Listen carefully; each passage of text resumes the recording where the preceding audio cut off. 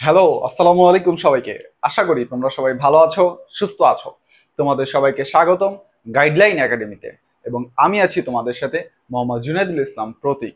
তো আমরা আমাদের এসএসসি ফিজিক্স বইয়ের 10 নম্বর চ্যাপ্টার অর্থাৎ স্থির তড়িৎ নামক অধ্যায়টা পড়তেছিলাম। এবং আমাদের গত লেকচারে আমরা দেখেছিলাম দুইটা চার্জিত বস্তু পরস্পর কাছাকাছি রাখলে তারা পরস্পরকে হয় আকর্ষণ অথবা বিকর্ষণ করে, এবং ওই আকর্ষণ বিকর্ষণ বলের মান আমরা কুলম্বের সূত্র দিয়ে বের করেছিলাম এবং সেই রিলেটেড 4টা ম্যাথ দেখেছিলাম। এবং আজকে আমরা আরো কয়েকটা কনসেপচুয়াল ম্যাথ দেখব, যাতে আমাদের পরীক্ষায় হেল্প হয়, আমরা কোশ্চেনগুলো দেখলে যাতে বুঝতে পারি। তো চলো আজকের লেকচার শুরু করা যাক। আমাদের গত দিনে 4 নম্বর ম্যাথটার পরের ম্যাথটা তোমরা লক্ষ্য করলে দেখতে পারবা, যদি কোনো গোলকের আধানের পরিমাণ 3.2 10⁻13 কুলম্ব হয়, তবে ওই গোলকের ইলেকট্রন সংখ্যা কত? অর্থাৎ আমাদের জানতে চাইছে ইলেকট্রন সংখ্যা এবং দেয়া আছে চার্জ। তো বিষয়টা যদি চিত্রের মধ্যে একটু দেখাই, একটা বস্তু আছে, এই বস্তুটার আধান আধান হচ্ছে কত? 3.2 10⁻13 কুলম্ব। এখন জানতে চাইছে এই বস্তুটার ভিতরে কতগুলো ইলেকট্রন আছে, কতগুলো ইলেকট্রন মিলে এই চার্জটা তৈরি করছে। তো কোশ্চেনটা সলভ করার আগে আমি বলি, আমরা যখন আধানের কোয়ান্টায়ন নামক কনসেপ্টটা পড়ছিলাম তখন আমরা দেখছিলাম না কোনো বস্তুতে চার্জ থাকতে পারে কি বলতো? আমরা একটা সূত্র দেখছিলাম না, কোন একটা বস্তুতে চার্জ থাকতে পারে কি? Q is equal N into E সংখ্যক এই পরিমাণ চার্জ থাকতে পারে। মানে সূত্রটার দিকে তাকালেই তো বোঝা যাচ্ছে এটা যদি হয় চার্জ, কোনো বস্তুতে চার্জের পরিমাণ, এবং সূত্র যদি হয় এন অর্থাৎ ইলেকট্রনের সংখ্যা, এবং ই মানে ইলেকট্রনের চার্জ, তাহলে এখান থেকেই তো আমাদের কোশ্চেনটা সলভ করা যাচ্ছে। আসো, তাই এটা যদি সলভ করা যায় তাহলে আমাদের দরকার কি? ইলেকট্রনের সংখ্যা। ইলেকট্রনের সংখ্যা তো এন ইজ ইকুয়াল কি আসবে? Q divided by E. Q এর ভ্যালু কত বলো তো? 3.2 10⁻13 কুলম্ব। এবং আমাদের ই ইলেকট্রনের চার্জ কত? -1, মানে হচ্ছে ইলেকট্রনের চার্জ কত বলতো? -1.6 ইন্টু 10⁻19 কুলম্ব, রাইট? আমরা জাস্ট এই মানটুকু নিব, কারণ এখানটায় মাইনাস যদি বসাই তাহলে অ্যান্সার তো মাইনাস হবে। সংখ্যা কোনোদিন মাইনাস হয় হয় না, ওইটার জন্য জাস্ট আমরা মানটুকু নিলাম 1.6 ইন্টু 10⁻19 কুলম্ব। এটাকে যদি হিসাব করো, এখান থেকে এটা কাটলে হবে 2। আচ্ছা, এটা হবে 2 ইন্টু 10⁻6 টি। বুঝছো? আমাদের অ্যান্সার হবে এতটি। অর্থাৎ এইখান থেকে এতটা ইলেকট্রন মিলে এই চার্জটা তৈরি করছে। বুঝতে পারছো? এখন এরকম টাইপ ম্যাথ তোমাদের গাইড বই বলো, টেস্ট পেপার বলো, অথবা পরীক্ষার কোশ্চেন গুলাই বলো, এইরকম ম্যাথ হয় তোমাকে এমসিকিউ এ দিবে, অথবা সৃজনশীলের ভিতরে কোনো একটা পার্টের মধ্যে এরকম একটা কোশ্চেন দিয়ে, মানে এই কনসেপ্টটা কাজে লাগিয়ে তোমাকে চার্জের পরিমাণ নির্ণয় করতে হইতে পারে। তো এই সূত্রটা মাথায় রাখো, এটা একটা সুন্দর ম্যাথ, ছোট ম্যাথ হলেও সুন্দর ম্যাথ, যে কোনো একটা বস্তুতে চার্জের পরিমাণ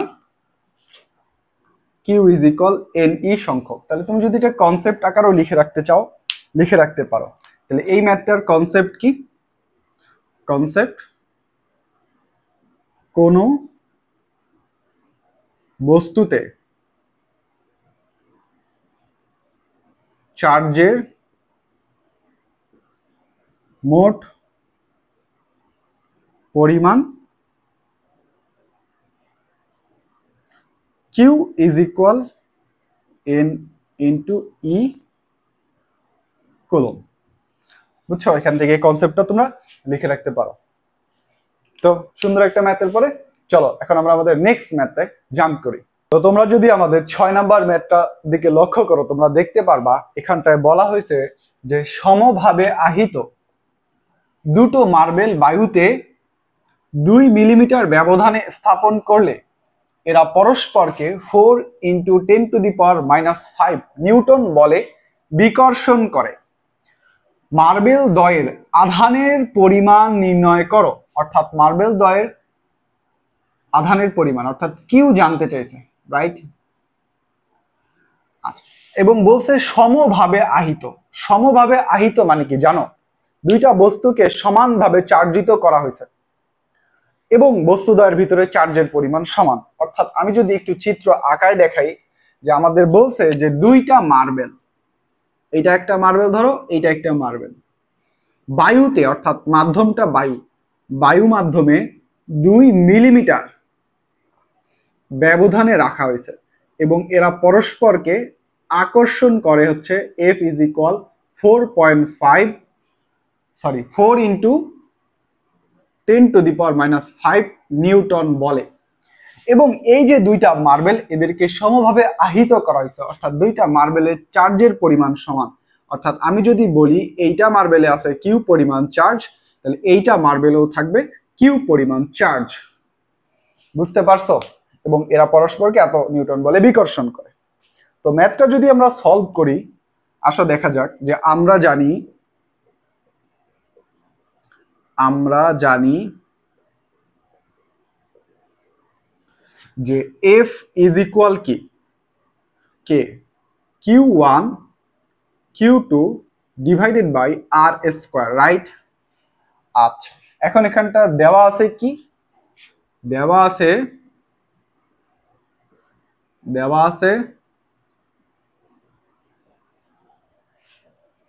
বিকর্ষণ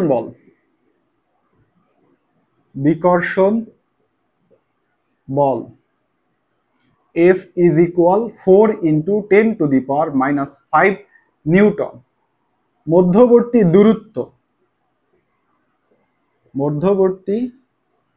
দূরত্ব 2 মিলিমিটার। এন্ড আমাদের কি মিলিমিটার এককে ম্যাথ করলে হবে না, আমাদেরকে এটাকে কনভার্ট করে মিটারে নিয়ে যেতে হবে। তো 2 ইন্টু 10⁻⁵ মিটার, অর্থাৎ আমি যদি বলি 1 মিটার সমান সমান একক, দশক, শতক, হাজার, মিলিমিটার। বুঝতে পারছো? তাহলে এখান থেকে যদি উল্টা করে লিখি যে 1000 মিলিমিটার সমান 1 মিটার, অতএব 1 মিলিমিটার সমান 1 ডিভাইডেড বাই একক, দশক, শতক, হাজার, মিটার। এইটাকে যদি একটু উপরে লেখা যায়, এটা হবে 10 ইন্টু 10⁻⁻³ মিটার। বুঝছো? ওইটাই লিখছি যে 1 মিলিমিটার সমান যদি এত হয়, তাহলে 2 মিলিমিটার সমান 10⁻⁻³ মিটার। আচ্ছা, আর কি দেওয়া আছে? আমরা কি জানি বলতো? কে এর ভ্যালু জানি না। কুলম্বের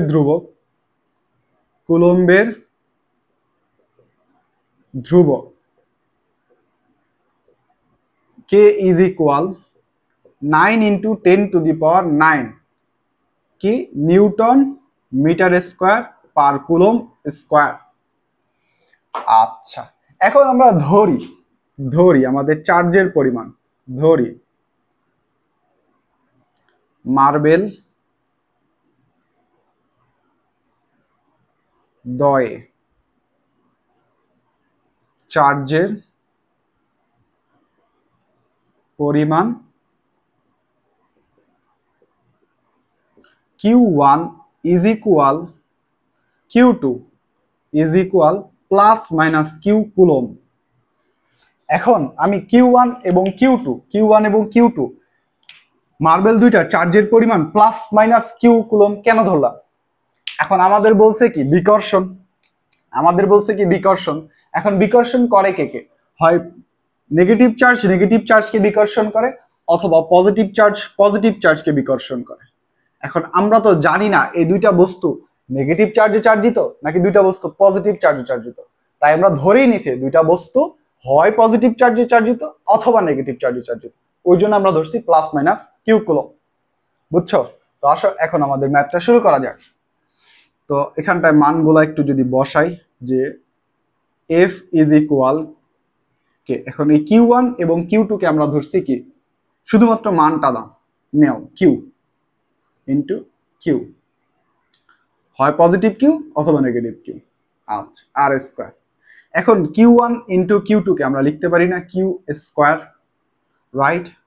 তাহলে এখন যদি পুরোটা করা যায় কি আসে বলতো? মানে এখন যদি আমরা কিউটাকে হাতের বাম সাইডে রাখি এবং বাকি সবগুলাকে হাতের ডান সাইডে রাখি, তাহলে জিনিসটা অনেকটা এরকম আসে না? কে, বা কিউ ইজ ইকুয়াল কি আসে বলতো, root over F into R square divided by K, right? এখন তুমি এখানটাতে মান বসাও তো।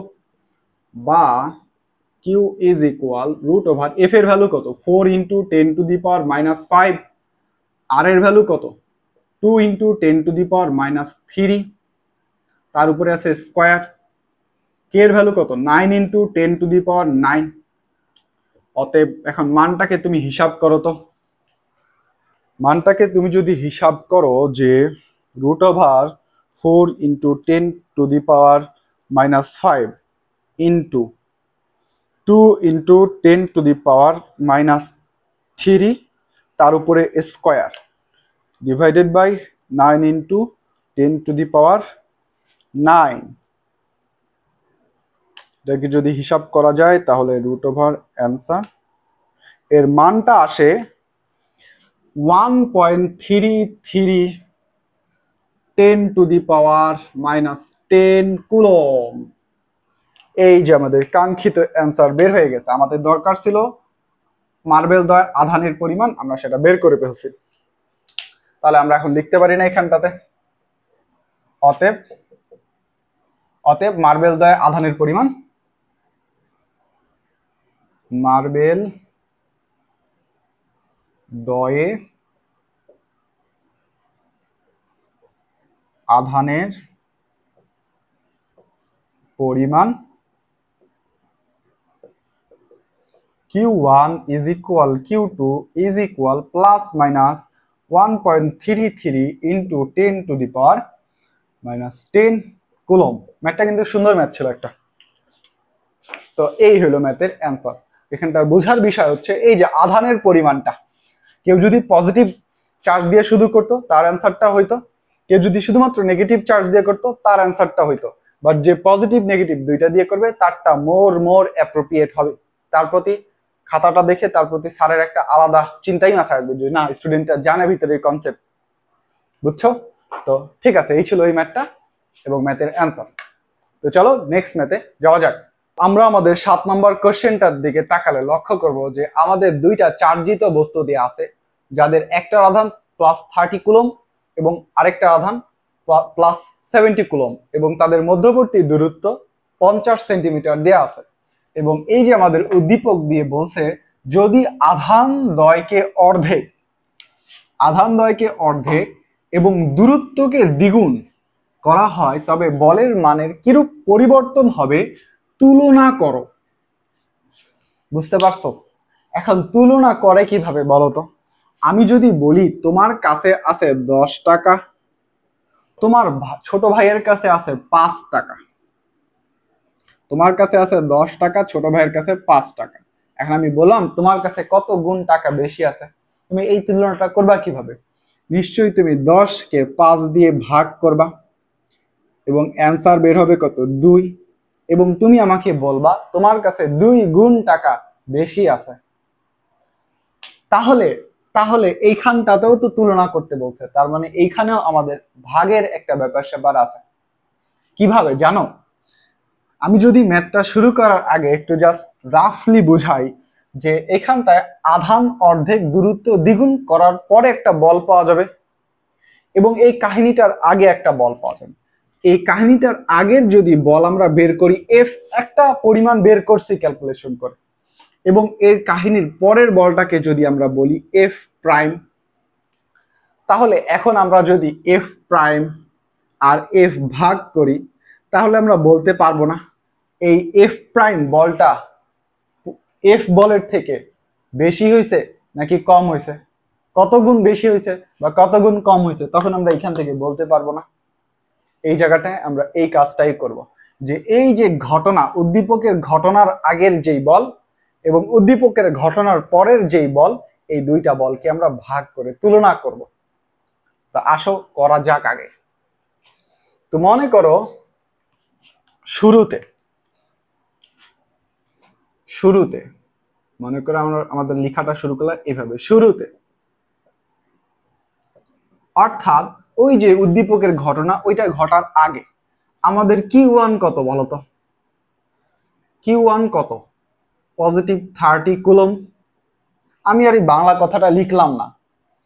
আচ্ছা, তাহলে আমাদের Q1 যদি এত হয়, তাহলে Q2 এর ভ্যালু কত বলো তো? Positive 70 coulomb. আমরা কে তো জানি, 9 into 10⁻9 newton metre square per coulomb square. এদের মধ্যবর্তী দূরত্ব এবার ডি দিয়ে দিছে। আমরা আর দিয়ে সূত্র শিখছিলাম, এখন দিছে প্রশ্নের ডি দিয়ে, তাহলে আমরা ডি ইউজ করব। তাহলে মধ্যবর্তী দূরত্ব ডি ইজ ইকুয়াল কত দেয়া আছে বলতো? 50 সেন্টিমিটার। 50 সেন্টিমিটার থেকে মিটার আনবো, কি করবো বলতো? 100 দিয়ে ভাগ, 100 দিয়ে ভাগ, মিটার আসবে, তাহলে কত হয় বলতো? 0.5 মিটার, রাইট? Half metre. আচ্ছা, এইটা আমাদের দেয়া আছে শুরুতে। তাহলে আমরা এখান থেকে এফ বের করতে পারবো না? আচ্ছা, এখানটায় ধরি ধরি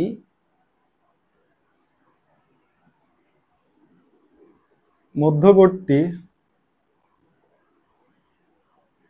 বল ইজ ইকুয়াল এফ। হ্যাঁ, তাহলে আমরা সূত্র বসাই দিই ডাইরেক্ট। এফ ইজ ইকুয়াল কি? K is equal Q1 into Q2 divided by D square. এবার আমাদের প্রশ্ন অনুযায়ী কে এর ভ্যালু 9 ইন্টু 10⁻9। আচ্ছা, Q1 এর ভ্যালু পজিটিভ 30 কুলম, আমরা শুধু মানটা নিব 70 কুলম। ডি এর ভ্যালু হচ্ছে 0.5, তার উপরে স্কোয়ার, অর্থাৎ 0.5 এর উপরে স্কোয়ার। এখন মানটা ক্যালকুলেশন করো তো। মানটা ক্যালকুলেশন করলে কত আসে? 9 into 10⁻9 into 30 into 70 divided by 0.5 তার উপরে স্কোয়ার। এই মানটা আসে 7.56 10⁻13 নিউটন। তো এটা আমরা পাচ্ছি এফ। আচ্ছা, এখন এখন আমাদের একটা এফ পাইলাম। এখন আমাদের কাহিনীর পরের এফটা দরকার না? এই যে কাহিনীটা হয়েছে, কাহিনীর পরের এফটা এখন আমরা বের করব। আচ্ছা, সেম ভাবে যদি বলি, এবার আধান দ্বয়কে অর্ধেক, আধান আধান দ্বয়কে অর্ধেক ও দূরত্বকে দ্বিগুণ করার পর নতুন আধান ও দূরত্ব যথাক্রমে।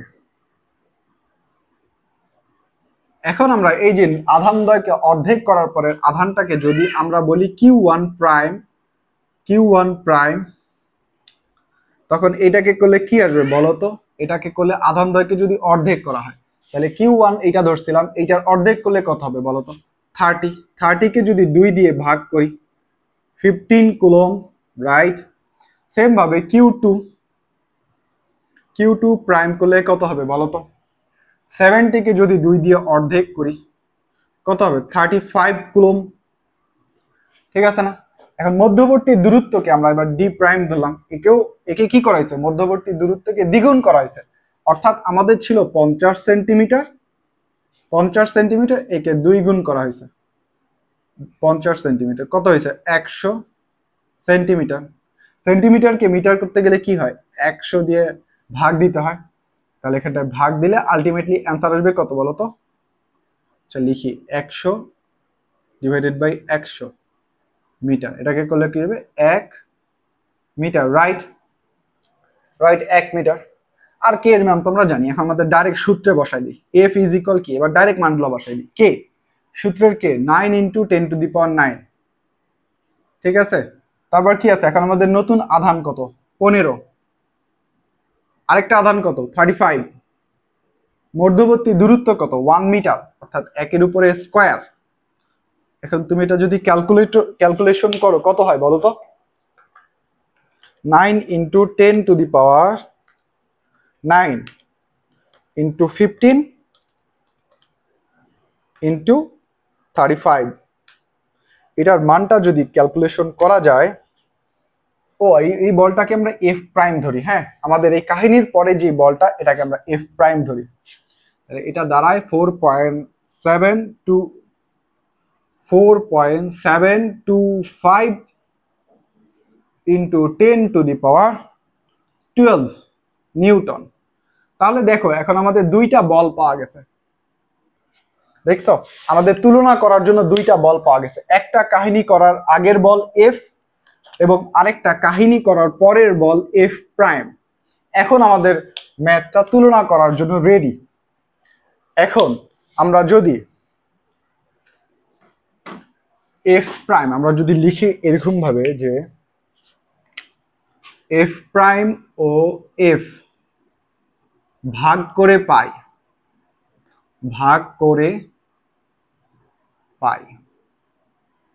কি পাই? তাহলে F prime divided by F, এটাকে যদি ক্যালকুলেশন করা যায়, এফ প্রাইমের ভ্যালু কত? 4.725 × 10⁻12 ডিভাইডেড বাই কত? 7.56 × 10⁻13। এখন এই দুইটাকে ক্যালকুলেশন করো তো, ভাগ দাও তো, এটাকে লক্ষ্য বা। তাহলে F prime divided by F, এটাকে ভাগ দাও তো কত আসে? 4.725 × 10⁻12 ডিভাইডেড বাই 7.56 × 10⁻13। এর মানটা কত আসে? 0.025। এর মানটা আসে 0.0625। আচ্ছা, এখন আমরা বলতে পারি না তাহলে এফ প্রাইমটা কি হয় বলো তো? F prime is equal 0.0625 is equal F Newton. তাহলে এই লাইনটা থেকে, এখান থেকে অতএব,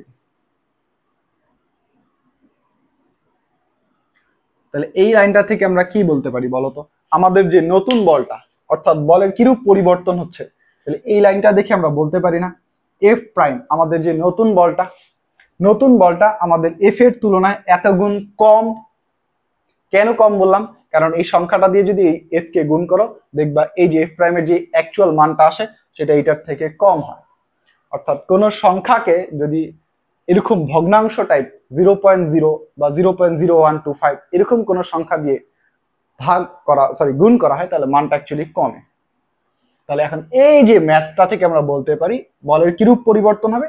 বলের পরিবর্তন হবে যে আমাদের নতুন বল অর্থাৎ এফ প্রাইম, এই কাহিনী করার বল পূর্বের বলের তুলনায় এত গুণ হ্রাস পাইছে। বুঝছো? ওইটা এখানটা লিখে নেবে যে আমাদের কাহিনী করার পরের বল, অর্থাৎ আধানদ্বয়কে অর্ধেক এবং দূরত্বকে দ্বিগুণ করার পরের বল পূর্বের বলের থেকে এত গুণ হ্রাস পাইছে। বুঝতে পারছো? তো এই ছিল ম্যাথ। এই যে এরকম টাইপ ম্যাথ তোমাদের গাইড বইয়ে বা তোমাদের টেস্ট পেপারে অসংখ্য অসংখ্য অসংখ্য আছে। খুবই ইম্পর্টেন্ট একটা ম্যাথ, খুবই ইম্পর্টেন্ট একটা কনসেপ্ট। তো এরকম ম্যাথ যেখানেই দেখবা তুলনা করতে বলছে, তোমাকে মাথার মধ্যে সেট করে রাখা লাগবে আমার প্রথমে একটা বল থাকবে, পরবর্তী কাহিনীর পরে আরেকটা বল থাকবে, এই দুইটা বলকে ভাগ করে আমাদের তুলনা করতে হবে। ভাগ করার পর যদি অ্যান্সারটা আসে এরকম, অর্থাৎ 1 এর থেকে কম, ওইটা দিয়ে গুণ করা মানে মানটা আলটিমেটলি কমা, হ্রাস পাওয়া। আর যদি 1 এর থেকে বেশি হইতো তাহলে আমরা বলতাম এফ প্রাইম বলটা এফ বলের থেকে এত গুণ বৃদ্ধি পাইছে। বুঝতে পারছো? তো এই ছিল ম্যাথ। তো চলো এখন আমাদের নেক্সট ম্যাথে যাওয়া যাক।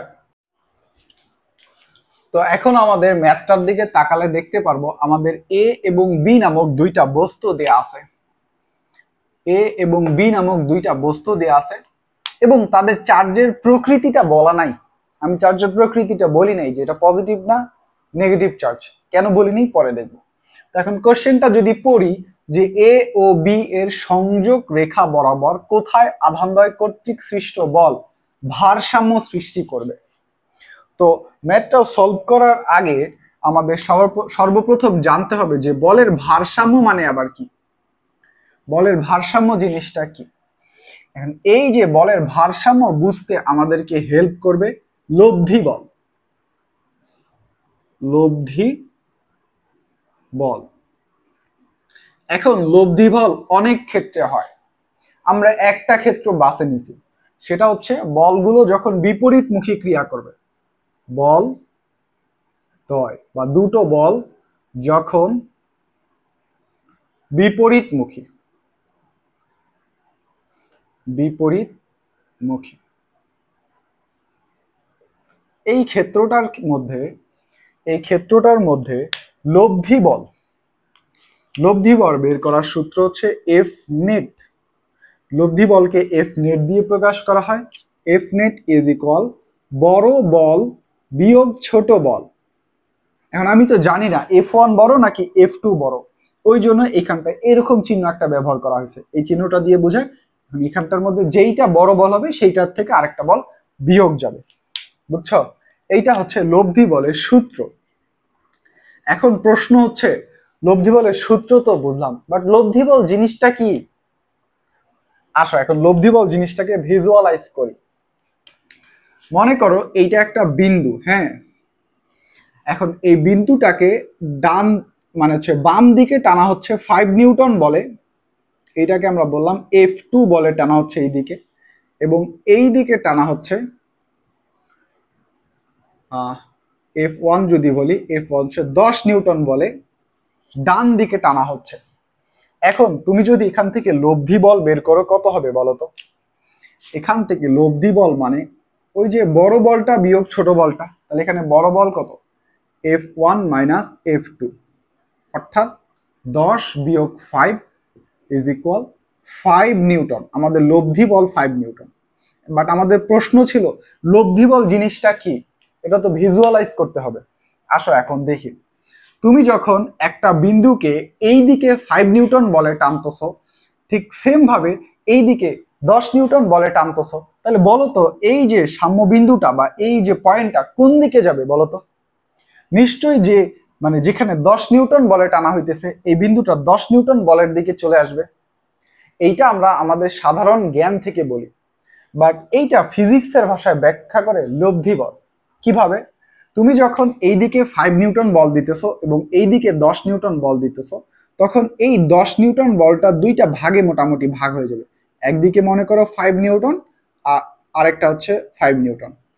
এখন দুইটা 5 নিউটনের মধ্যে এই যে 5 নিউটন বল, এইটা বল ক্রিয়া করবে এই দিকের 5 নিউটন বলটাকে নিষ্ক্রিয় করে দেওয়ার জন্য, এই দিকের 5 নিউটন বলটাকে নিষ্ক্রিয় করে দেওয়ার জন্য।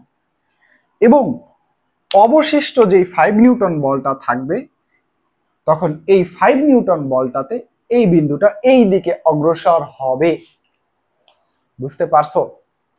তুমি অ্যাকচুয়ালি টানতেছো 10 নিউটনে, বাট তোমার 5 নিউটন ব্যয় হইতেছে ওই পাশের 5 নিউটনটাকে ব্যয় করে দেওয়ার জন্য, এবং তোমার অ্যাকচুয়ালি শেষে কার্যরত হইতেছে বা কার্যকর বল পাইতেছো তুমি 5 নিউটন। 5 নিউটন বলটা বলে তোমার এই বস্তুটা এই দিকে আসা শুরু করবে। বুঝতে পারছো? তাহলে এই যে আমাদের অবশিষ্ট বল, এইটা কি বলা হয়? লব্ধি বল। এটা কি বলা হচ্ছে? লব্ধি বল। বুঝছো? তাহলে লব্ধি বল যদি শর্টকাটে বলি, লব্ধি বল হচ্ছে সবগুলা কাহিনী শেষে অবশিষ্ট বল। এটাকে আমরা এখানটায় লিখি যে কাহিনী শেষের অবশিষ্ট বল। লব্ধি বল মানে কাহিনী শেষের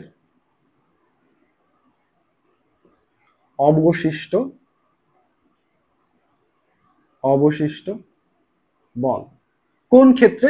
এই যে বলদ্বয় যখন পরস্পর বিপরীতমুখী ক্রিয়া করবে। দেখো তো, একটা বল ক্রিয়া করতেছে এই দিকে, আরেকটা বল ক্রিয়া করতেছে এই দিকে, তাহলে দুইটা বিপরীতমুখী না?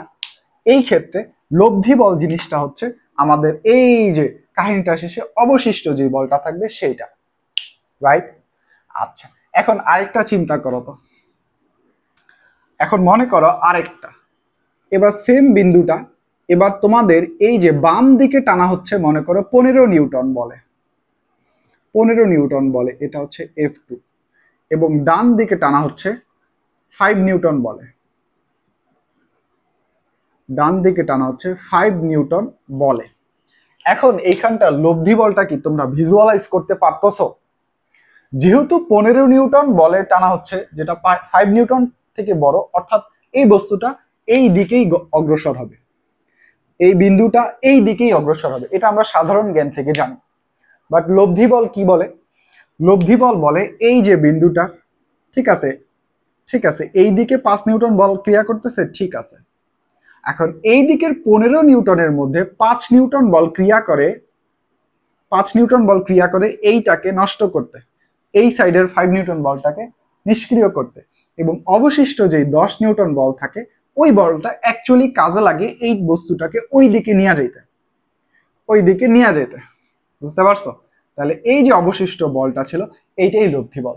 তুমি যদি এটাকে একটু সূত্র দিয়ে ব্যবহার করো, এফ নেট ইজ ইকুয়াল, কি জানি আমরা সূত্রটা কি পড়ছিলাম, বড় বল থেকে ছোট বলটা বাদ।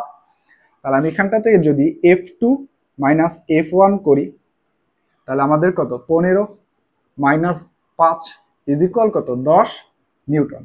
এই যে আমাদের লব্ধি বল। আগের বার লব্ধি বল ছিল দেখি বস্তুটা এই দিকে আসতেছিল, এবার লব্ধি বল আছে দেখি বস্তুটা ওই দিকে যাইতেছিল।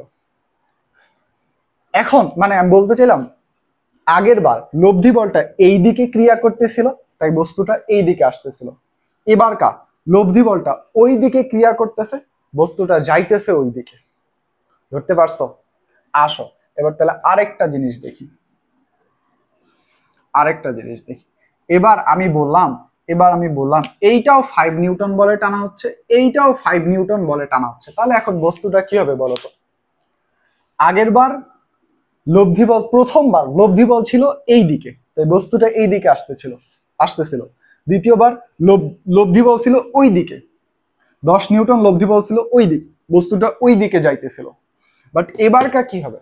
এবার এও টানতেছে 5 নিউটন, ও টানতেছে 5 নিউটন। তাহলে কি হবে বলতো? এবার যদি তুমি লব্ধি বল বের করো, এফ নেট কত হবে? তাহলে বড় বল বিয়োগ ছোট বল, আমরা ধরলাম এইটা, তাহলে 5 থেকে 5 বাদ দিলে কত হয়? 0 নিউটন।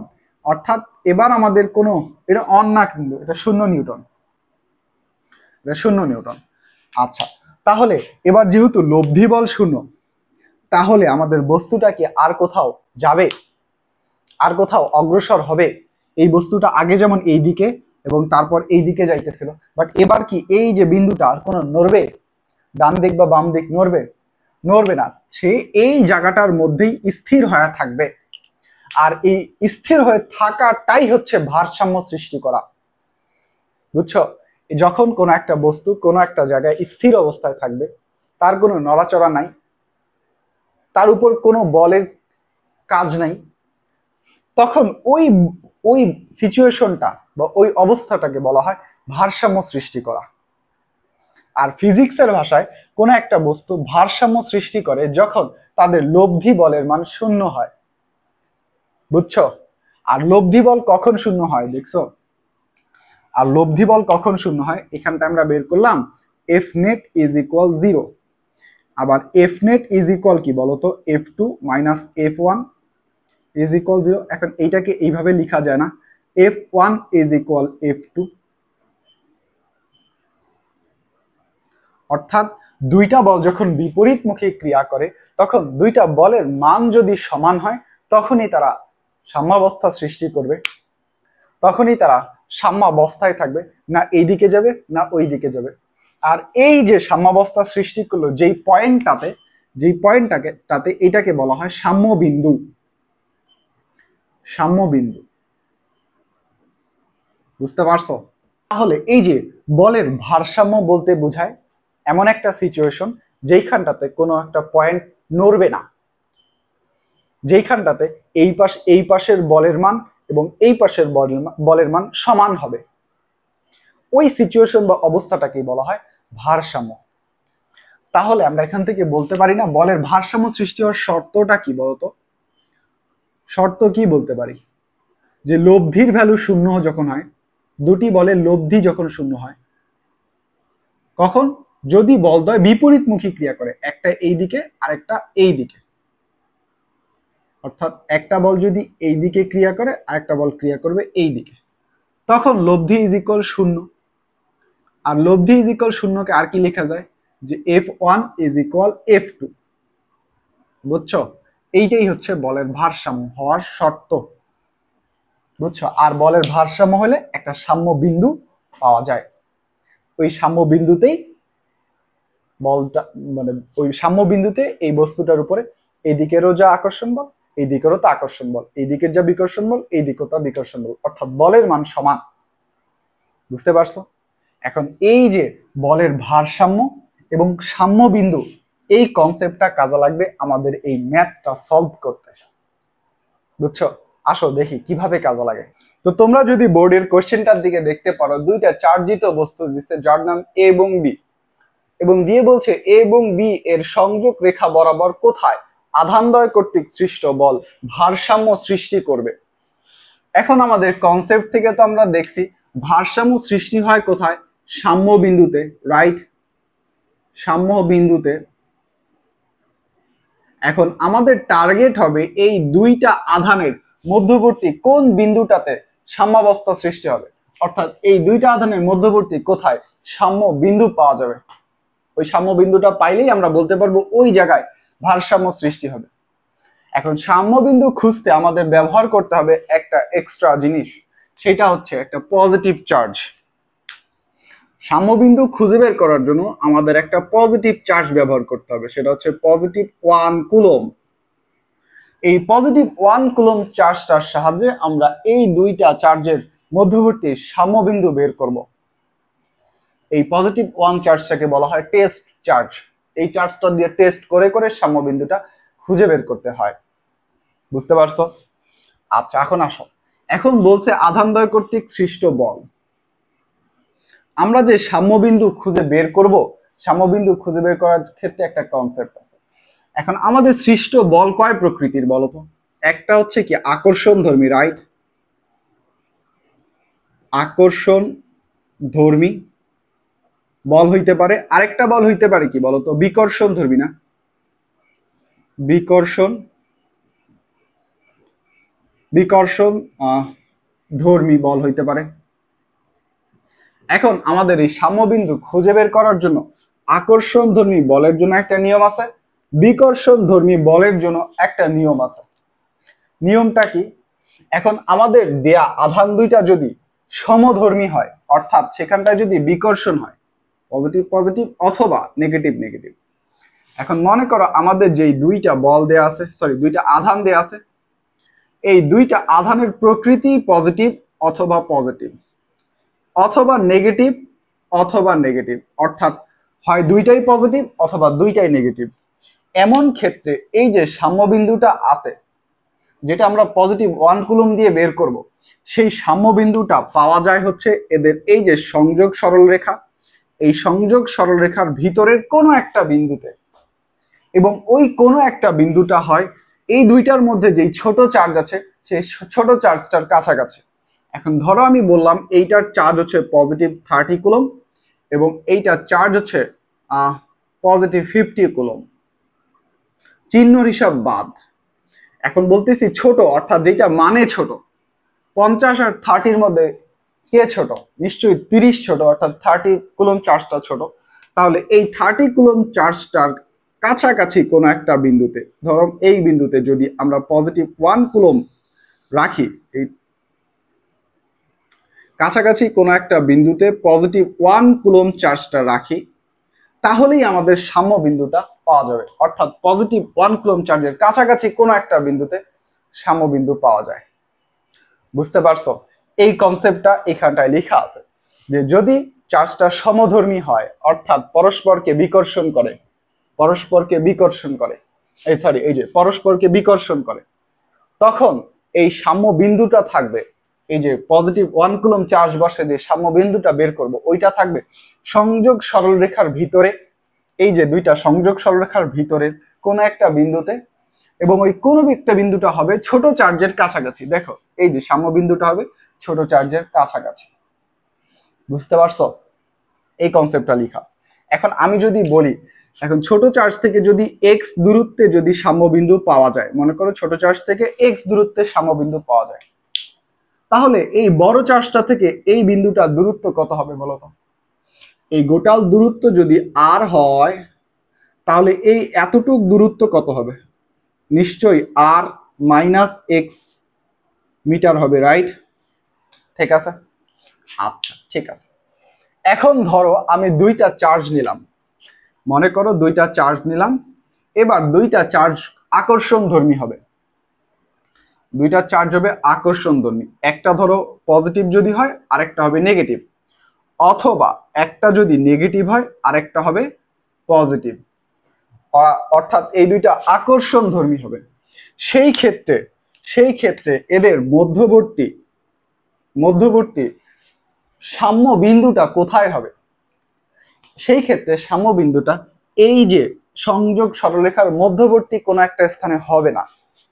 এই সাম্য বিন্দুটা তখন হয় এই সংযোগ সরলরেখার বাহিরের কোনো একটা বিন্দুতে, সংযোগ সরলরেখার বাহিরের কোনো একটা বিন্দুতে। এখন বাহিরের তো এই দিকেও আছে, এই দিকেও আছে, কোন দিকের বাহিরের হবে? এখানটাও সেম, যেইটা ছোট চার্জ, মনে করো এবার আমি বললাম এইটা হচ্ছে পজিটিভ 50 কুলম, বা এইটা হচ্ছে নেগেটিভ 50 কুলম, এবং এইটা হচ্ছে পজিটিভ 30 কুলম। এখন বলো তো কোনটা ছোট, কোন মানটা ছোট? নিশ্চয়ই পজিটিভ 30 থেকে ছোট না। এখানটায় শুধুমাত্র মান নিয়ে কনসিডার করব, চিহ্ন কি হয় হোক, আমরা দেখব কোনটা ছোট চার্জ। নিশ্চয়ই 50 বড় আর 30 ছোট। তার মানে এই যে এবারকার আকর্ষণধর্মী বা বিপরীতধর্মী চার্জের ক্ষেত্রে সাম্যবিন্দুটা হবে এই সংযোগ রেখার বাহিরের কোনো বিন্দুতে, এবং বাহিরের কোনো বিন্দুটা হবে এই ছোট চার্জ থেকে কাছাকাছি কোনো একটা বিন্দুতে, অর্থাৎ এই যে এইটা। বুঝতে পারছো? আচ্ছা, এখন এই কনসেপ্টটাই আমি লিখে রাখছি এইখানে। যদি বিপরীতধর্মী চার্জ হয়, অর্থাৎ চার্জদ্বয়ের প্রকৃতি যদি আকর্ষণধর্মী হয়, আকর্ষণধর্মী হলে সাম্যবিন্দু থাকবে সংযোগ সরলরেখার বাহিরে, এই যে সংযোগ সরলরেখার বাহিরের দিকে। এখন কোন সাইডের বাহিরে? সেটা হচ্ছে ছোট চার্জের দিকে। এখান থেকে ছোট চার্জ কোনটা? 30 কুলম ছোট চার্জের বাহিরে, এই যে এই বিন্দুটাতে সাম্যবিন্দু পাওয়া যাবে। এখন আমি যদি বলি এই ছোট চার্জ থেকে সাম্যবিন্দুর দূরত্ব হচ্ছে কত? X metre. এখান থেকে এটা দূরত্ব এক্স মিটার, তাহলে এই বড় চার্জটা থেকে এটা দূরত্ব কত হবে বলতো? অর্থাৎ এইখান থেকে এইটুকের দূরত্ব কত হবে? এদের মধ্যবর্তী দূরত্ব ছিল আর, অর্থাৎ এইখান থেকে এই পর্যন্ত দূরত্ব ছিল আর, আবার এইখান থেকে ওইখানটা দূরত্ব এক্স ধরছে। তাহলে এবারকার বড় চার্জ থেকে এই সাম্যবিন্দুর দূরত্ব হবে আর প্লাস এক্স, রাইট? বলা যায় না? এতটুক বুঝছো? যদি এতটুক বুঝো, তাহলে আমরা আমাদের ম্যাথ করার জন্য পুরাপুরি রেডি। আমাদের কনসেপ্টের পার্ট পুরাপুরি শেষ। এখন আমরা ধামাধাম ম্যাথ করতে পারবো। বুঝছো? জাস্ট তোমরা এই জিনিসটা মনে রাখো, এগুলা থিওরি বিশ্লেষণ করে পাওয়া গেছে। আমি তোমাদের থিওরি বিশ্লেষণটা দেখাই নাই, ওটা দরকার নাই।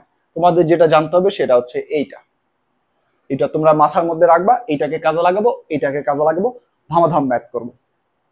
তো চলো এখন ম্যাথ করা যাক।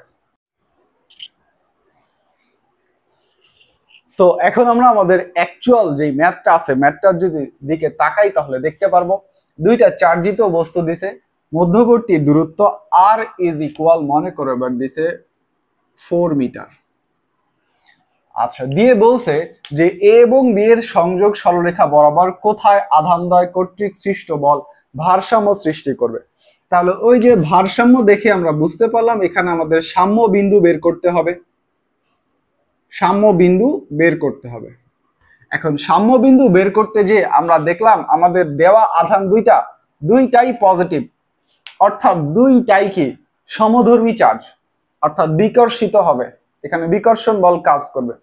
তাহলে যদি দুইটা সমধর্মী বল হয়, সেই ক্ষেত্রে কোথায় সাম্য বিন্দুটা হয় সেটা আমরা আগে থেকেই জানি না। অর্থাৎ যদি এখন আমাদের জিনিসটা এইরকম হয় যে এইটা হচ্ছে আমাদের পজিটিভ 15 কুলম এবং এইটা হচ্ছে আমাদের পজিটিভ 20 কুলম, এবং এদের মধ্যবর্তী দূরত্ব দেয়া আছে হচ্ছে কত?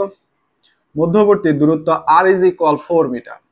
এখন যেহেতু দুইটাই পজিটিভ চার্জ, তাহলে সাম্যবিন্দু খোঁজার জন্য আমাদের একটা যে পজিটিভ 1 কুলম্ব অর্থাৎ টেস্ট চার্জটা বসাবো ওইটা কোথায় হবে? সেটা নিশ্চয়ই এদের দুইটার সংযোগ সরলরেখা বরাবর, অর্থাৎ এই সংযোগ সরলরেখার মাঝামাঝি কোনো একটা জায়গায়, এবং ওই জায়গাটা হচ্ছে এটার মধ্যে থেকে ছোট চার্জ যেটা আছে ছোট চার্জটার কাছাকাছি। ধরলাম সেটা হচ্ছে এই যে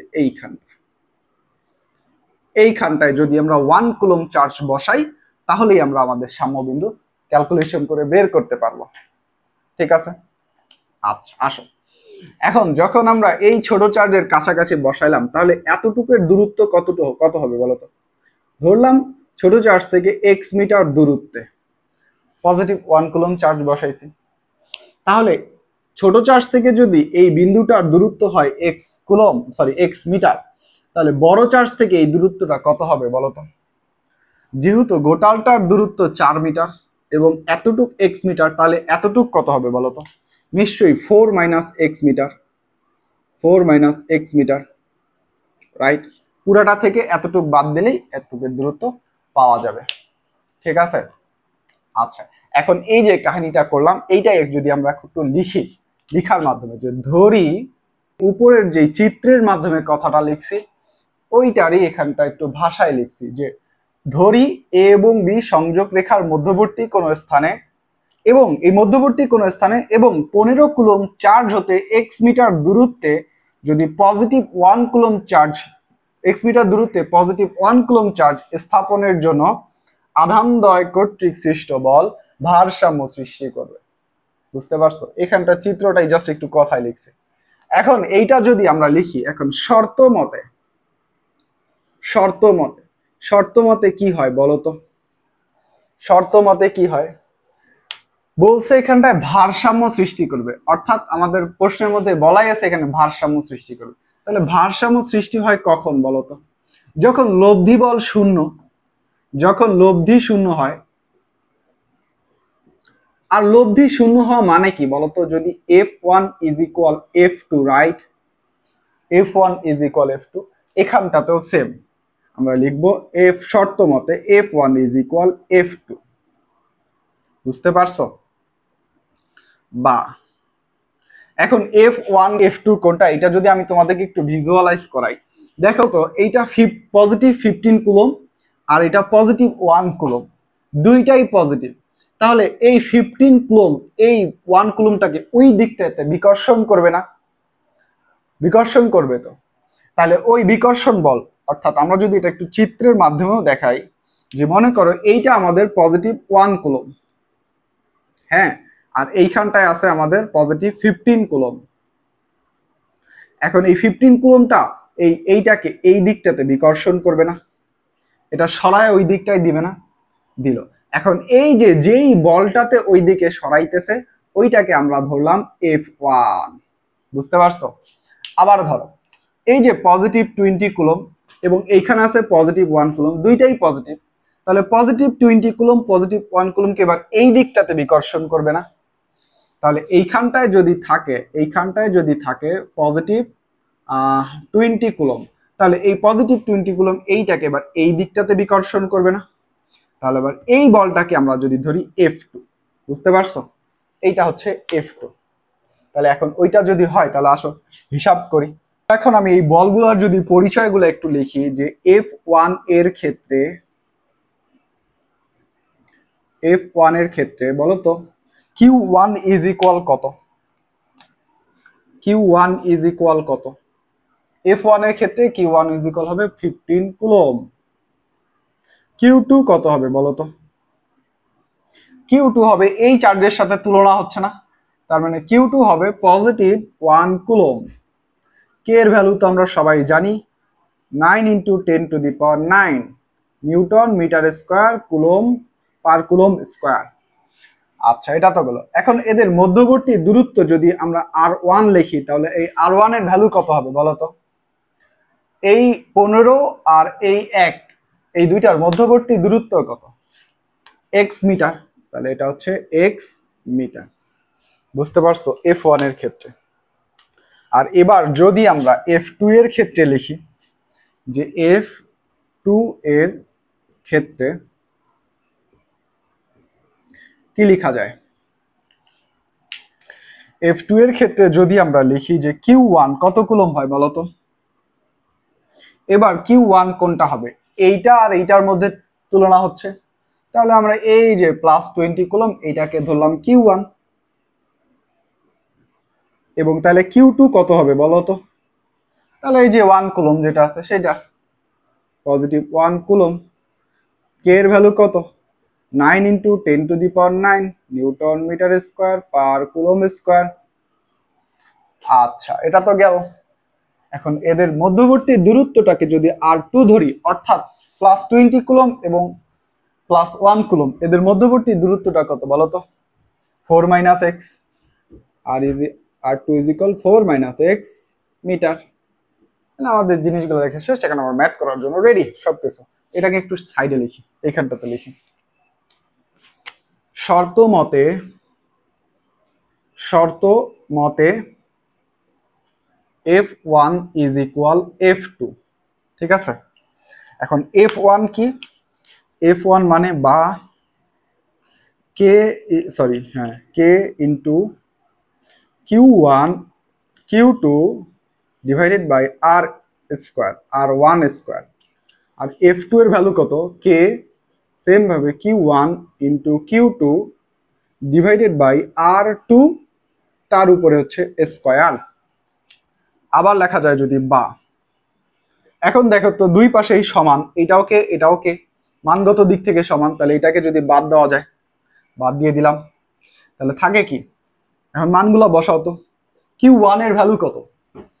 Q1 এর ভ্যালু কত? এই যে আমরা লিখে রাখছি +15 কুলম, তাহলে লিখলাম 15 কুলম। Q2 এর ভ্যালু কত? 1। R1 স্কয়ার, R1 এর ভ্যালু কত?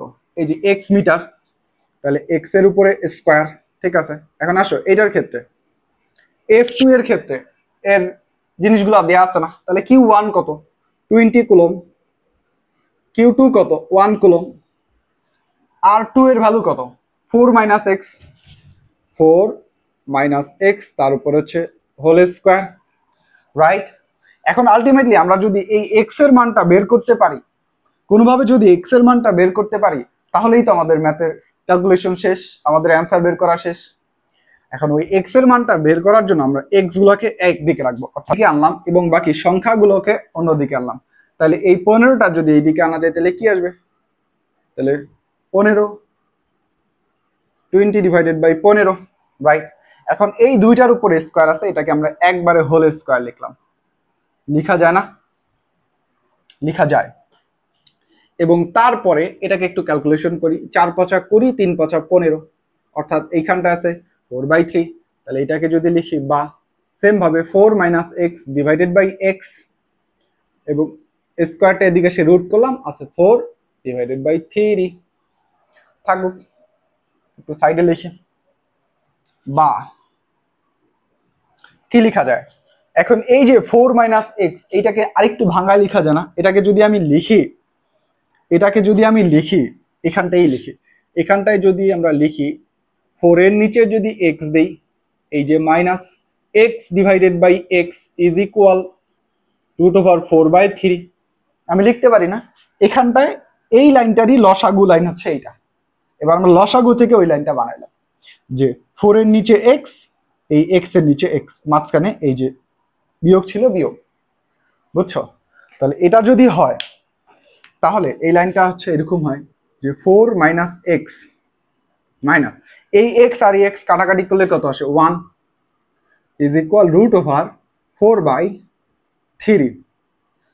আচ্ছা, বা আমরা যদি 4/x রাখি, এই 1টাকে ওইদিকে পার করে দেই, কি আসবে বলতো? 4/3 +1। আচ্ছা, বা আমাদের টার্গেট হচ্ছে x বের করা, তাহলে xটাকে ওইদিকে নিয়ে যাই, তাহলে x = কি আসবে বলতো? 4/√4/3 +1, এটাই তো আসবে, রাইট? এই ক্যালকুলেশন পারাটা কিন্তু খুব জরুরি। তুমি সব বুঝলা ক্যালকুলেশনে যে আটকাইলা, তাহলে কিন্তু হবে না। এই জন্য প্র্যাকটিস করতে হবে, প্রচুর প্র্যাকটিস করতে হবে, তাহলে ক্যালকুলেশন ইজি হবে। যদি কারো কাছে ক্যালকুলেশনটা কঠিন মনে হয়, তাদের উদ্দেশ্যে বললাম। তো এখন এইটাকে যদি ক্যালকুলেশন করা যায়, 4 divided by modulus root over 4 divided by 3 plus 1 bracket close. হ্যাঁ, এই যে শেষ কাহিনী। অতএব x ইজ ইকুয়াল 1.85 মিটার। শেষ, আমাদের ম্যাথ শেষ। আচ্ছা, এটাকে 15 না, এটাকে তুমি 16ও বলতে পারো। তো আমাদের 1.86 মিটার শেষ। আমাদের কাঙ্ক্ষিত অ্যান্সার ছিল, আমাদের সাম্যবিন্দুটা তৈরি হবে এই যে 15 কুলম্ব চার্জ হতে x মিটার দূরত্বে, অর্থাৎ 15 কুলম্ব চার্জ হতে 1.86 মিটার দূরত্বে এই সাম্যবিন্দুটা পাওয়া যাবে। বুঝতে পারছো? অর্থাৎ এই যে x এর মান, এই x এর মান এবার দাঁড়াচ্ছে 1.86 মিটার। এই জায়গাটার মধ্যেই, এই চার্জটার মধ্যে মানে এই জায়গাটায় এই চার্জ দুইটা ভারসাম্য সৃষ্টি করবে। এই জায়গাটাই দুইটা বল পরস্পরের সমান এবং বিপরীত দিকে কাজ করবে। ওই জায়গাটাতেই লব্ধি বল শূন্য হবে। বুঝতে পারছো? তাহলে এই জায়গাটা হচ্ছে কোথায়? এই জায়গাটা হচ্ছে কোথায়? 15 কুলম্ব চার্জ হতে, নাকি 15 কুলম্ব চার্জ হতে এই দিক থেকে এই জায়গাটা হচ্ছে 1.86 মিটার দূরত্বে। আমি যদি বলি তাহলে 20 কুলম্ব চার্জ হতে ওই জায়গাটার দূরত্ব কত? তাহলে হচ্ছে 4 - x মিটার দূরত্বে। অর্থাৎ তুমি তখন করবা, অতএব যদি বলি, অতএব 20 কুলম্ব থেকে দূরত্ব, 20 কুলম্ব হতে দূরত্ব 4 - x। এখন 4 তো 4, x এর ভ্যালু কত? x এর ভ্যালু কত কই বের করলাম? 1.86। এখন এইটা ক্যালকুলেশন করে যেই মানটা বের হবে সেইটা হবে তোমার এই যে 20 কুলম্ব চার্জ হতে দূরত্ব। বুঝতে পারছো? ম্যাথটা খুবই সুন্দর। কনসেপ্ট গুলো আগে ওই যে ওখানটা লিখে দিয়েছিলাম, বুঝাইছিলাম, এবং এই ম্যাথটা করার পর এই যে ক্যালকুলেশনটা, এই ক্যালকুলেশনটা তোমাদের পারতে হবে। তোমরা এটা যদি আরেকবার করো তাহলে ক্যালকুলেশনটা আস্তে আস্তে ক্লিয়ার হবে। বুঝতে পারছো? তো এই ছিল সমধর্মী চার্জের ক্ষেত্রের কনসেপ্ট এবং ম্যাথ এবং তার সলভ। তো আশা করি ম্যাথটা ধরতে পারছো।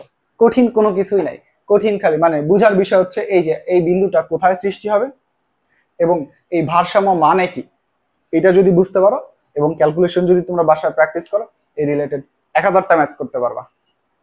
বুঝতে পারছো?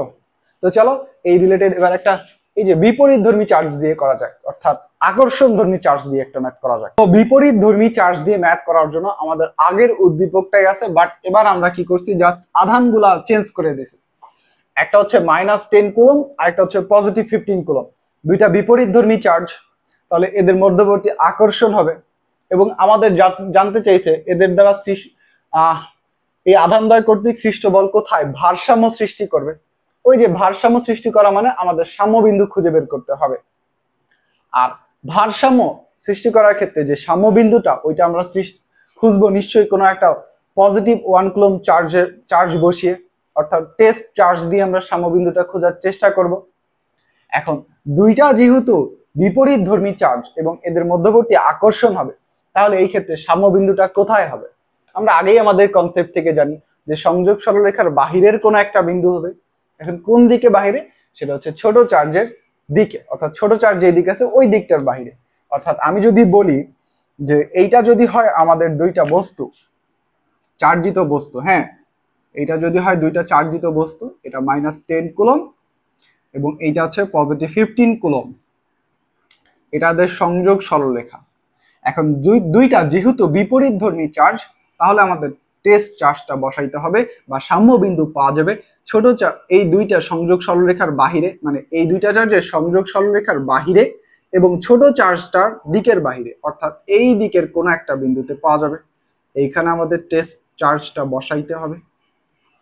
বুঝতে পারছো? এখন এই দিকের কোন বিন্দুতে সেইটা আমরা বের করব।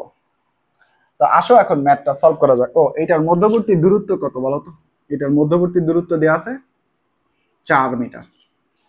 আচ্ছা, এখন আগের মতোই ধরি এ এবং বি সংযোগ রেখার মধ্যবর্তী কোন স্থানে না, এবার হবে এ এবং বি সংযোগ সরল রেখার বাহিরের কোন স্থানে,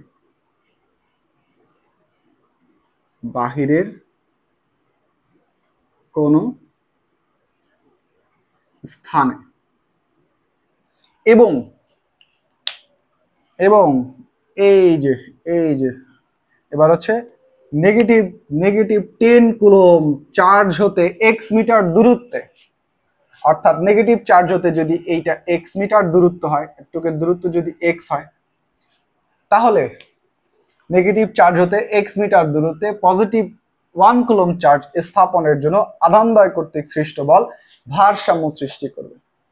আচ্ছা, তাহলে এই মানে এই চার্জটা থেকে এই বিন্দুর দূরত্ব যদি এক্স হয়, তাহলে এই চার্জটা থেকে এইটার দূরত্ব কত হবে বলো তো? এইটা কত হবে? এইটা কত হবে? নিশ্চয়ই এই যে 4 প্লাস এক্স, এটা হবে হচ্ছে 4 পজিটিভ এক্স, এখান থেকে এটা 4 মিটার, আবার এইটা এক্স মিটার, তাহলে 4 প্লাস এক্স হলে এখান থেকে এটা দূরত্ব পাওয়া যায়। বুঝতে পারছো? জাস্ট এতটুকু বোঝার বিষয় ছিল। এখন একদম চোখ বন্ধ করে গণহারে ক্যালকুলেশন, আর কোনো কনসেপ্ট নেই এটার ভিতরে। ও না, আছে আরেকটা আছে, সেটা হচ্ছে ওই যে শর্ত মতে শর্ত মতে শর্ত মতে শর্ত মতে কি আমাদের এটা হচ্ছে কোথায় ভারসাম্য সৃষ্টি করবে? ভারসাম্য সৃষ্টি করে কখন? যখন লব্ধি বল শূন্য হয়, অর্থাৎ F1 ইজ ইকুয়াল যখন F2 হবে, তখনই ম্যাথটা সলভ করা যাবে। আসো তো এবার দেখা যাক। আচ্ছা, এখন ক্যালকুলেশন করো। আচ্ছা, তার আগে আবার ওই যে F1 এর ক্ষেত্রে প্যারামিটার গুলা কি কি বলো তো? Q1 কত? -10 কুলম, ঠিক আছে, -10 কুলম। তারপর কি আছে? Q2 কত? Q2 এর ভ্যালু কত? পজিটিভ 1 কুলম, ঠিক আছে। R1 এর ভ্যালু কত?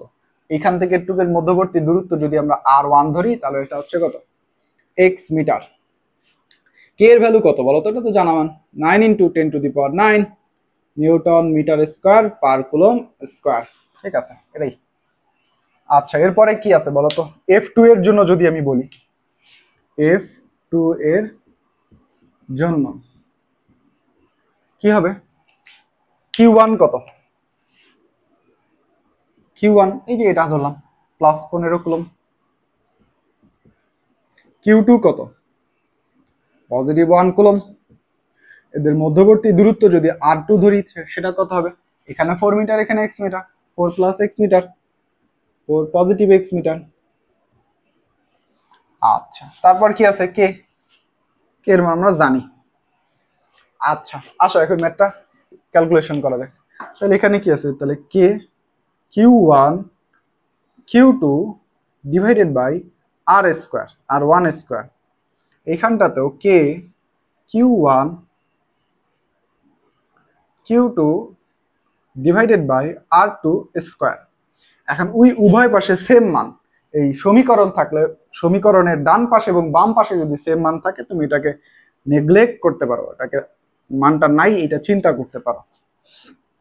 তাহলে এটা যদি ক্যালকুলেশন করা যায়, কি হয়? আমাদের মানগুলো আগে বসাই। তাহলে Q1 ইন্টু হচ্ছে কত? Q2, R1 স্কয়ার, R1 এর ভ্যালু কত? x, x এর উপর স্কয়ার। সেম ভাবে Q1, আচ্ছা মানগুলো বসাই নাকি? Q1 এর ভ্যালু কত ছিল? 20 কুলম, আমরা চার্জ নেই না, পজিটিভ 1 কুলম। আচ্ছা, তাহলে এখন আমাদের আবার F2 এর ক্ষেত্রে Q1 কত? 15 কুলম। Q2 কত? 1 কুলম।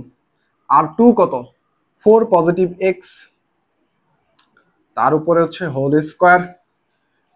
এখন এইটাকে আমরা, আমাদের টার্গেট হচ্ছে x বের করা, x গুলাকে এক সাইডে আনলাম, 4 positive of x divided by x, দুইটার উপরে স্কয়ার আছে, তার মানে এটাকে হোল স্কয়ার লেখা যায়।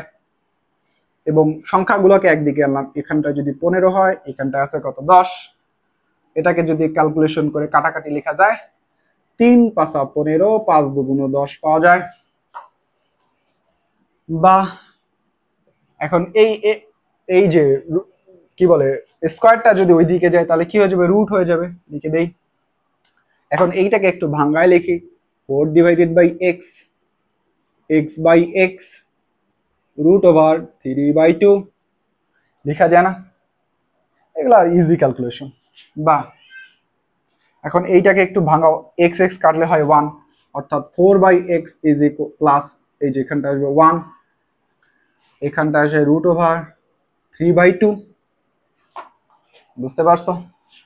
বা এখন তুমি চাইলে ইজি করার জন্য ক্যালকুলেশন এটা এমন করতে পারো যে রুট ওভার 3/2 মাইনাস 1, তুমি এইখানকার ক্যালকুলেশনটাও করেই নিতে পারো। মানে আমি বলতে চাচ্ছি যে বা 4 divided by X is equal, এই মানটা বের করো তো, root over 3 divided by 2 minus 1, এই মানটা আসে কত, 0.224। এখন ইজি হয়ে গেল। এখন 4 তুমি হচ্ছে এক্সটাকে ওই দিকে নিয়ে গেলা, এক্স ইজ ইকুয়াল এবং এটাকে নিচে আনলা, 0.224 ক্যালকুলেশন করো, 4 ডিভাইডেড বাই 0.224। ওরে বাবা, মানটা অনেক বড় আসছে, ডাজন্ট ম্যাটার। অতএব এক্স ইজ ইকুয়াল 17.8 মিটার। অর্থাৎ এই 17.8 মিটার বলতে কি বোঝায়, এই যে আধানদ্বয় কর্তৃক সৃষ্ট বল সেটা এই যে -2 কুলম্ব হতে এই দিকটাতে 17.8 মিটার দূরত্বে গিয়ে 17.8 মিটার দূরত্বে গিয়ে সাম্যাবস্থা তৈরি করবে, যেই জায়গাটায় লব্ধি শূন্য হবে এবং ভারসাম্য সৃষ্টি হবে। বুঝতে পারছো? তাহলে এইটা কোন দিক থেকে, এটা কোন দিক থেকে, এটা হচ্ছে -10 কুলম্ব থেকে, -10 কুলম্ব চার্জ হতে। বুঝতে পারছো? এখন এইটা যদি আমরা প্লাস 15 কুলম্ব চার্জ হতে জানতে চাই, 15 কুলম্ব চার্জ হতে কত দূরত্বে, ওই যে আমাদের বলছিলাম এটা হচ্ছে 4 + x মিটার, তাহলে 4 পজিটিভ অফ x, 4 তো থাকলো, x এর ভ্যালু কত, 17.8, এটা ক্যালকুলেশন করলে কত হবে, 21.8। এত মিটার দূরত্বে এই নেগেটিভ 10 কুলম্ব হতে 17.1 কুলম্ব 1 মিটার দূরত্বে এই যে আধানদ্বয় কর্তৃক সৃষ্ট বল ভারসাম্য সৃষ্টি করবে। সেম ভাবে যদি ওইটা 15 কুলম্ব থেকে হিসাব করি, এই 15 কুলম্ব থেকে 21.8 মিটার দূরত্বে যে ভারসাম্য সৃষ্টি করবে। তো এই ছিল তোমাদের বলের ভারসাম্য রিলেটেড ম্যাথের কনসেপ্ট প্লাস ম্যাথ। এই কনসেপ্ট যদি তোমরা বুঝে থাকো, এই ম্যাথের ক্যালকুলেশন যদি তোমাদের জানা থাকে, তোমরা এই রিলেটেড বলের ভারসাম্য রিলেটেড গাইড বইয়ের তারপর টেস্ট পেপারে সব ম্যাথ করতে পারবা, একদম কনফার্ম থাকো। এই কনসেপ্ট মাথায় রাখবা, এই ক্যালকুলেশনটা ঠিক করবা, আর কিছু লাগবে না। তো এই জিনিসটা শেষ করার পর আজকে ক্লাসটা এখানেই থাক। এগুলো তোমরা বাসায় প্র্যাকটিস করো, গাইড বইয়ের ম্যাথগুলো প্র্যাকটিস করো। তো দেখা হবে আগামী ক্লাসে। ততদিন পর্যন্ত তোমরা সবাই ভালো থাকো, সুস্থ থাকো।